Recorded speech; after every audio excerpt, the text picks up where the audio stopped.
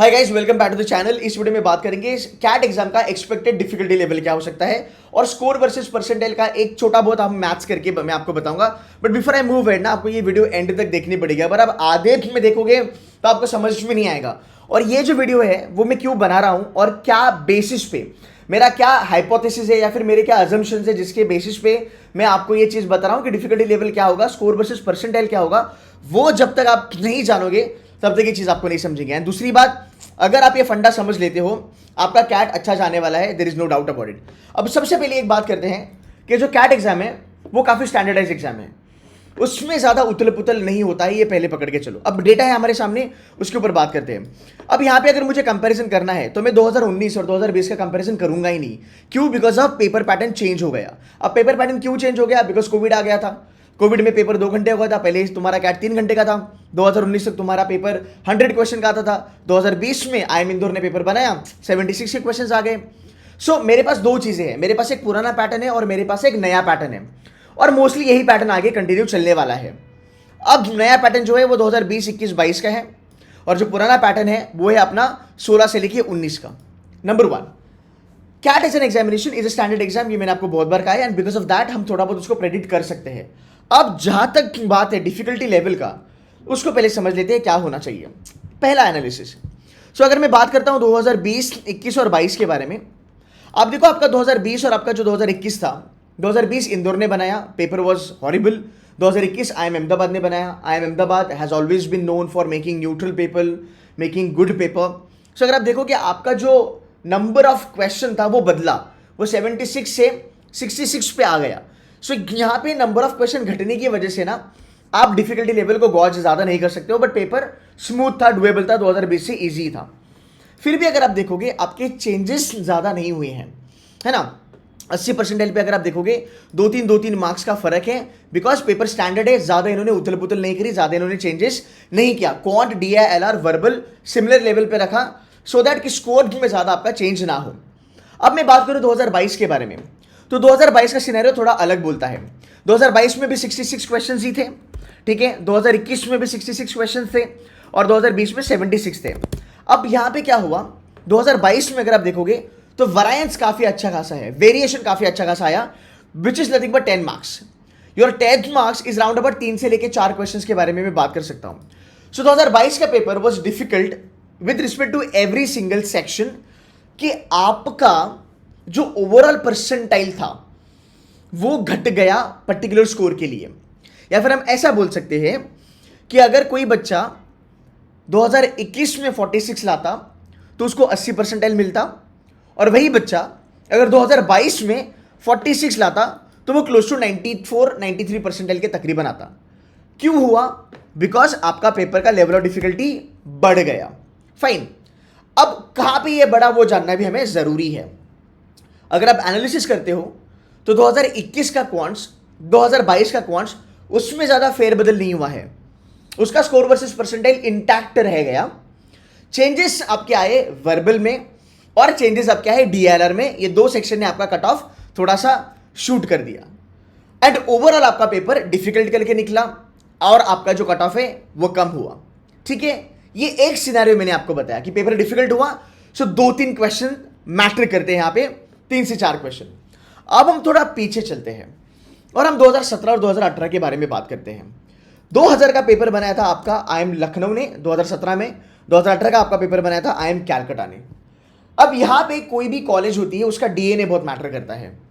लखनऊ जब भी पेपर बनाता है वो क्वांट्स को इजी लेवल पे रखता है, वो DILR और वर्बल में ज्यादा कॉम्प्लिकेशंस लेके आता है। 2018 की अगर हम बात करेंगे, IIM Calcutta which is known for statistics, right, ये लोग क्वांट्स बहुत डिफिकल्ट बनाते हैं, ये पब्लिक को पहले से पता था। 2018 का जो पेपर था वो क्वांट हेवी था, बहुत ज्यादा हेवी था। सो अगर आप देखोगे 2017 में जब लखनऊ ने पेपर बनाया, everybody could do quants very well. अब बच्चे लोग बोला कि भाई 2017 में इजी आया था, 2018 में भी इजी आएगा। बट अगर आप देखोगे 2018 का paper, for the fact quant difficult, DILR तो आता ही डिफिकल्ट है, एंड वर्बल सिमिलर लेवल पे था। सो कट ऑफ जो थे वो ड्रास्टिकली चेंज हो गए। सो अगर आप देखोगे राउट अबाउट 95 परसेंटाइल के लिए जो 2017 में 138 था, 138 था, वो 2018 में 121 बन गया। Drop of 17 marks, that's 6 questions overall, है ना, 6 3 18। सो 2 क्वेश्चन हर एक सेक्शन में आप पकड़ सकते हो। ये होता है आपका डिफिकल्टी लेवल। अब ये क्यों हुआ? ये हुआ nature of that particular B school. अब ऐसा IIM अहमदाबाद का था क्या? नहीं था। बैंगलोर का भी सिमिलर लेवल था, उन्होंने ज्यादा कुछ खेला नहीं। बैंगलोर ने पेपर डिफिकल्ट बनाया, 2 क्वेश्चन, रादर एक क्वेश्चन तीनों सेक्शन में, ड्रास्टिक चेंज नहीं हुआ। सो ये जानना भी आपको जरूरी है कि डिफिकल्टी लेवल, ये nature of college, DNA of college matter करता है। बट फिर भी अगर मैं बात करूं, आपको यह जानना है कि कितना भी उथल पुथल हो, पेपर ड्रास्टिकली चेंज नहीं होता है, जैसे जैट में होता है, जैसे महाराष्ट्र CET वगैरह में होता है। कैट एक स्टैंडर्ड एग्जाम है, वो डिफिकल्टी लेवल मेंटेन करेगा। अब इसकी मैं आपको 2-3 चीजें बताने की कोशिश करूंगा। पेपर अगर आपका डिफिकल्ट आता है, ऑलवेज रिमेंबर, पेपर अगर आपका डिफिकल्ट आता है, सो वो तकरीबन 3 या 4 क्वेश्चन को लेके डिफिकल्ट आता है। सो हर एक सेक्शन में बात नहीं कर रहा हूं मैं, अगर मैं हर एक सेक्शन में 3 क्वेश्चन को डिफिकल्ट करूं तो भाई 9 से 9 क्वेश्चन डिफिकल्ट हो गया। इतना ड्रास्टिक चेंज नहीं आता, डेटा यहां पे बताता है। फाइन। सो हर एक सेक्शन में इक्का दुक्का क्वेश्चन आपका डिफिकल्ट बन सकता है, जो आपकी कट ऑफ को घटा सकता है। अब अगर आप यहां पे देखोगे, लास्ट ईयर विच इज 2021 के बारे में अगर मैं बात करूं, लास्ट ईयर का आपका 99th परसेंटाइल इन 2021, वो राउंड अबाउट 98 मार्क्स पे था, और वो 2022 में 84-85 मार्क्स पे बन गया। मतलब ड्रॉप ऑफ 15 पकड़ लो। 5 क्वेश्चन के बारे में बात हो रही है।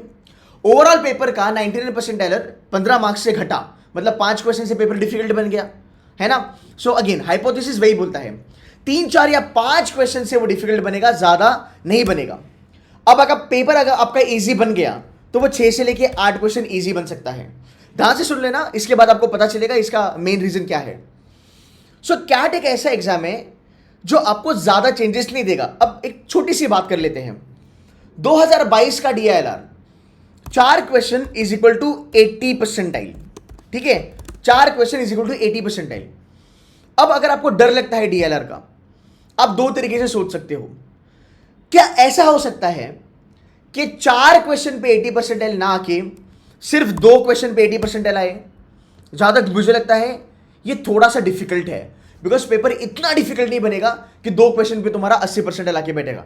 दूसरी बात, 1 question is equal to 5 percentile, जहां तक बात है तुम्हारे कैट का।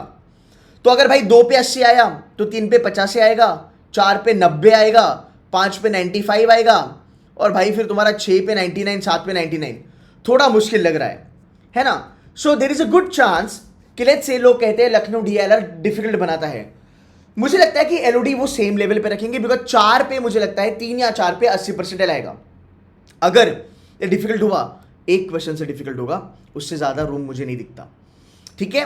ये चीजें पकड़ के चलो, इस तरीके से कैट मूव होता है। इससे फायदा क्या होता है, इससे आपका बिलीफ सिस्टम बढ़ता है।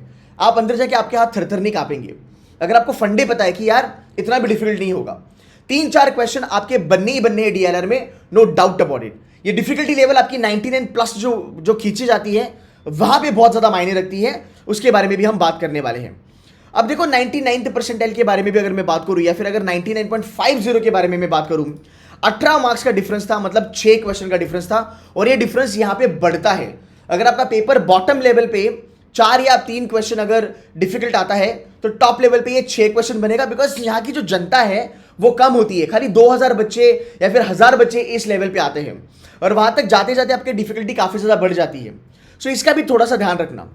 नाउ मूविंग अहेड, अगर मैं क्वांट्स के बारे में बात करूं, सो मुझे लगता है क्वांट्स में प्रॉब्लम हो सकती है। क्वांट्स अगर इन लोगों ने इजी बनाया, तो जो 6 क्वेश्चन लास्ट ईयर हमें 90 परसेंटाइल दे गए, वो 6 क्वेश्चन की जगह इस बारी वो 9 नंबर भी हो सकता है, वो 10 भी हो सकता है। सो इस बार ऐसा भी हो सकता है कि 10 क्वेश्चन पे 90 परसेंटाइल बने, बिकॉज तुम्हारा पेपर का लेवल ऑफ डिफिकल्टी इजी हो गया। अंडरस्टूड।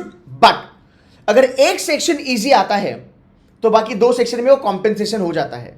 मतलब ऐसा नहीं, एक्सक्यूज मी, ऐसा नहीं कि quants easy, DILR easy, verbal easy, cut off बढ़े जा रहे, 15 20 30 क्वेश्चन से बढ़े जा रहे, ऐसा नहीं होगा। अगर एक सेक्शन आपका इजी आता है, जहां पे 4 5 6 क्वेश्चन इजी बन गए, बाकी 2 डिफिकल्टी लेवल मेंटेन होती है, वहां पे वो बराबर से खींच लेते हैं। और ये हर साल का ट्रैक रिकॉर्ड रहा है कैट एग्जाम का। आप 2017 और 18 का पेपर देख लेना, आपको पता चलेगा कि 2017-18 का जो पेपर है उसमें 16-17 मार्क्स का फर्क है। Even after your quants being very easy, because जो क्वांट में उन्होंने ढील दिया था बच्चों को, वो डीएलआर और वर्बल में उन्होंने बराबर से वो खींच लिया. This is what you need to understand. So last year आपके पास अगर एक स्कोर वर्सेस परसेंटाइल मिल जाता है तो आप ये बोल सकते हो कि भाई 80 परसेंटाइल जो 12 क्वेश्चन पे आया था, अगले साल वो 9 पे आ सकता है अगर पेपर बहुत डिफिकल्ट आया तो 36 का मान ले 28-30 बन सकता है, या फिर 36 का सीधा जाके 46 या 50-52 बन सकता है ना. इजी आया तो बढ़ेगा अच्छा खासा 6-7-8 मार्क्स से, और डिफिकल्ट आया तो वो घटेगा, पर इससे बुरा नहीं हो सकता, ये आपको जानना जरूरी है. अब बच्चे कह रहे हैं कि नंबर ऑफ स्टूडेंट्स जो कैट लिखने वाले हैं वो बढ़ चुके हैं, है ना. नंबर ऑफ स्टूडेंट्स कैट लिखते हैं वो बढ़ने वाले हैं. याद रखना, नंबर ऑफ स्टूडेंट्स भी अगर बढ़ते हैं, फायदा आपको होता है रैंकिंग में. फायदा आपको होता है रैंकिंग में.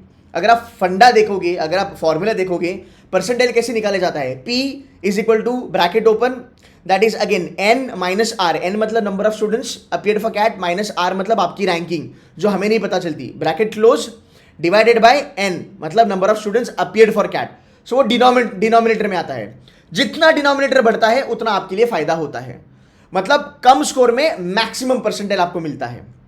परसेंटाइल का गेम क्या है, जो बच्चा टॉप का स्कोर करेगा, जो बच्चा टॉप स्कोर करेगा, मान लो इस लास्ट ईयर 92 पे 99.5 था, या फिर पकड़ लो इस बार अगर टॉपर अपना 100 का आता है, 100 पे 100 परसेंटाइलर बन गया, तो वो 100 परसेंटाइलर बेंचमार्क बनता है.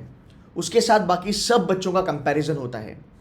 सो ये जो चीज़ें हैं, ये नंबर ऑफ कैंडिडेट पे डिपेंड नहीं करेगा परसेंटाइल, वो डिपेंड करेगा तुम्हारी लेवल ऑफ डिफिकल्टी पे. बिकॉज अगर पेपर डिफिकल्ट आया तो 100 परसेंटाइलर जो है उसका जो नंबर है वो घटेगा. पेपर अगर ईजी आया तो वो बढ़ेगा.